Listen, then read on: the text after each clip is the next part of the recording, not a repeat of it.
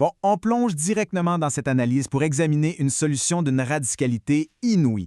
Faut vraiment se remettre dans le contexte du 17e siècle, une époque où l'Angleterre et l'Europe sont carrément ravagées par des guerres civiles effroyables, des bains de sang déclenchés par une seule question fatale, le choc explosif entre l'autorité religieuse et le pouvoir de l'État. Pour cette explication, on va se concentrer uniquement, mais alors vraiment en profondeur, sur la troisième partie du célèbre Léviathan de Thomas Hobbes qui s'intitule « D'une république chrétienne ». Les autres sections du livre feront l'objet de d'autres analyses futures, mais c'est absolument crucial de s'arrêter sur celle-ci aujourd'hui. Parce que Hobbes, il n'écrit pas juste un simple traité de théologie, là, il rédige un véritable manuel de survie pour une société au bord du gouffre. Voici la vraie source du problème, le conflit central de cette troisième partie. À qui est-ce qu'on doit obéir, à Dieu ou au souverain? Hobbes s'attaque de front au danger immense d'avoir des loyautés divisées. Imaginez 2 secondes l'angoisse absolue d'un citoyen à cette époque-là. Si on désobéit au roi, on fait face à la hache du bourreau. Mais si on désobéit à l'Église, on nous promet les flammes de l'enfer éternel. C'est littéralement une torture psychologique insoutenable. Exiger d'une population qu'elle choisisse entre un maître céleste invisible qui contrôle l'éternité et un monarque terrestre bien réel qui contrôle notre survie immédiate, c'est la recette garantie pour faire imploser une société de l'intérieur. Alors, pour démêler tout ce chaos, on va décortiquer l'argumentaire en 5 grandes étapes. On va voir le péril des 2 maîtres, ensuite le véritable royaume de Dieu. Après ça, on va parler des pasteurs, des prophètes et des miracles. On enchaînera avec le souverain comme chef suprême, pour finir avec la question de la foi, de l'obéissance et du salut. On commence tout de suite avec le premier axe, le péril des 2 maîtres. Pour Hobbes, essayer de servir 2 maîtres, c'est pas juste difficile, c'est une impossibilité absolue. C'est une situation qui ne peut tout simplement pas tenir la route et qui mène invariablement au massacre. Si l'autorité spirituelle s'oppose à l'autorité civile, on se retrouve complètement coincé, écartelé. C'est une faille majeure dans le système. Un roi peut absolument pas garantir la sécurité de son monde si une autre organisation a le pouvoir de convaincre la population que se rebeller, c'est au fond un devoir sacré. Et c'est exactement là qu'est le piège le plus vicieux. On oppose le pouvoir temporel, donc la loi civile, au pouvoir spirituel. Mais Hobbes, il appelle ce pouvoir spirituel un pouvoir fantôme.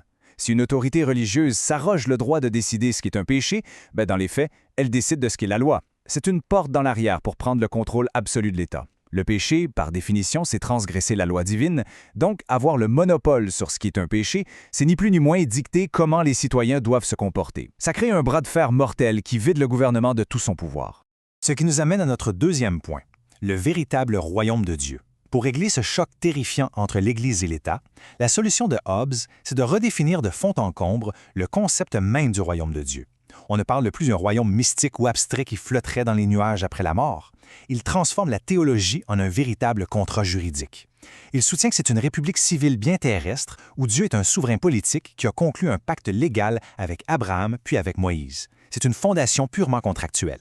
En s'appuyant strictement sur les Écritures, Hobbes nous rappelle cette fameuse citation du Christ « Mon royaume n'est pas de ce monde ».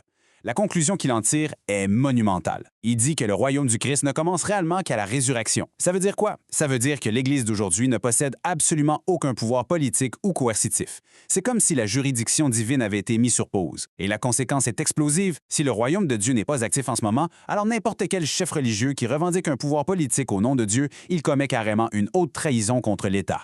Le point crucial qu'il faut retenir ici, c'est la différence vitale entre un conseil et un ordre. Le Christ et ses apôtres, ils ont laissé des doctrines et des conseils précieux pour préparer nos âmes pour le monde à venir. Ils n'ont pas laissé un code criminel ou des lois civiles pour gouverner nos pays d'aujourd'hui. Les textes sacrés, c'est un guide spirituel pour sauver son âme, pas une constitution politique. Hobbes nous dit que prétendre le contraire, c'est confondre un prof qui nous donne des recommandations avec un juge qui nous donne une sentence. On passe maintenant au troisième axe. Les pasteurs, les prophètes et les miracles. Hobbes s'attaque directement au soi-disant pouvoir de ces figures religieuses. Et il démolit l'autorité mystique des prophètes avec une audace incroyable pour son époque. Il s'en prend à cette idée super dangereuse qui voudrait qu'un individu puisse se placer au-dessus des lois de l'État juste sous prétexte d'avoir reçu une révélation personnelle de Dieu ou d'avoir vu un miracle. Et justement, sa définition des miracles est teintée d'un cynisme vraiment savoureux. Un miracle, c'est décrit comme une œuvre rare servant de signe. Mais attention, ça perd instantanément son statut de miracle dès qu'on en comprend la cause naturelle. Le message en arrière-plan est très clair. De nos jours, il n'y a plus vraiment d'actes surnaturels. Si quelqu'un affirme avoir vu un miracle, Hobbes suggère poliment que cette personne manque soit de connaissances scientifiques, soit qu'elle ment effrontément pour manipuler les gens politiquement. L'ignorance, c'est vraiment le moteur de la superstition. Il trace donc une ligne infranchissable entre le pouvoir d'enseigner et le pouvoir de commander. Les pasteurs, dans le fond, c'est vu comme de simples maîtres d'école.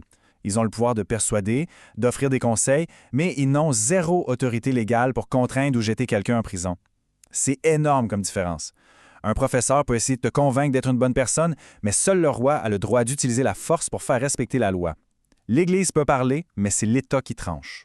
Toute cette logique nous amène à la section 4, le point culminant de l'argumentaire, le souverain comme chef suprême. Le souverain civil doit impérativement détenir le pouvoir absolu, autant sur l'État que sur l'Église. C'est ce qu'on appelle l'érastianisme, cette idée que l'État a l'autorité supérieure sur la religion. Mais Hobbes pousse le concept à l'extrême. Pour lui, il ne peut y avoir aucune division. Le Léviathan doit tout englober.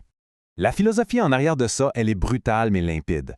La loi civile existe pour une seule et unique raison, restreindre notre liberté naturelle destructrice pour nous garantir la paix. Sans cette limite, c'est le retour au chaos total. Et cette soumission s'applique à 100%, sans aucune exception à la religion. Avoir une liberté religieuse qui échappe au contrôle de l'État, pour Hobbes, c'est tout simplement un aller simple pour l'anarchie. La foi n'est pas au-dessus des lois de la société. Pensez à la géométrie de son argument. C'est super frappant. Une Église et un État, dans un même pays, ce ne sont pas deux planètes différentes. Les gens qui sont assis à l'Église le dimanche matin, ce sont les mêmes citoyens qui marchent dans la rue le lundi matin. Puisque c'est exactement la même population, ça n'a aucun sens d'avoir deux dirigeants suprêmes qui tirent de chaque côté. Toute cette gang-là doit obligatoirement être gouvernée par un seul pasteur suprême.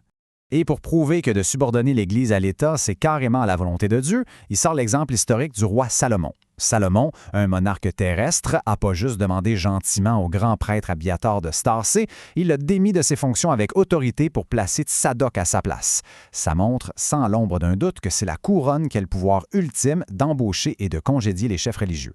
La juridiction suprême, elle appartient au roi terrestre. Ce qui nous pousse vers une interrogation assez angoissante qu'on aborde dans le 5e et dernier axe, foi, obéissance et salut. Si l'État contrôle la religion avec autant de froideur, qu'est-ce qui arrive à notre homme? On s'entend que pour un citoyen de l'époque, terrifié pour son salut éternel, ça doit être paniquant de suivre une religion dictée par un monarque qui fait peut-être juste ça pour la politique. Alors qu'est-ce que ça prend vraiment pour aller au ciel dans un système de même? La réponse de Hobbes balaye d'un revers de main des siècles de bains de sang théologiques. Pensez à toutes les guerres déclenchées pour des petits détails de rituels hyper compliqués. Il rend tout ça obsolète. Le salut, ça se résume à deux choses toutes simples et minimalistes. Avoir la foi en Christ en l'intérieur et faire preuve d'une obéissance inébranlable aux lois du souverain à l'extérieur. C'est l'essence même de la religion, nettoyée de tout ce qui la rendait dangereuse pour la paix. C'est là qu'on trouve sa trouvaille la plus brillante.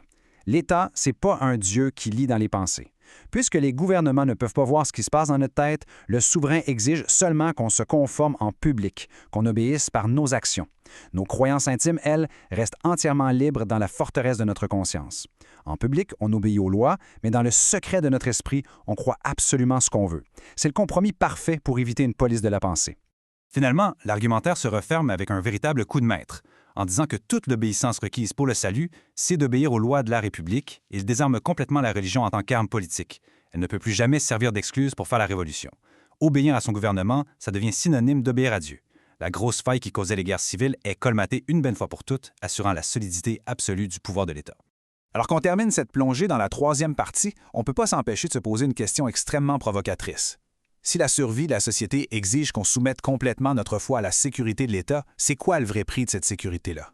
Le Léviathan nous garantit la survie physique et la fin des guerres, on s'entend là-dessus. Mais en exigeant une soumission publique aussi totale, est-ce qu'on se trouve à sacrifier notre propre liberté de conscience morale? Ça laisse définitivement matière à réflexion sur le coût réel d'une paix absolue.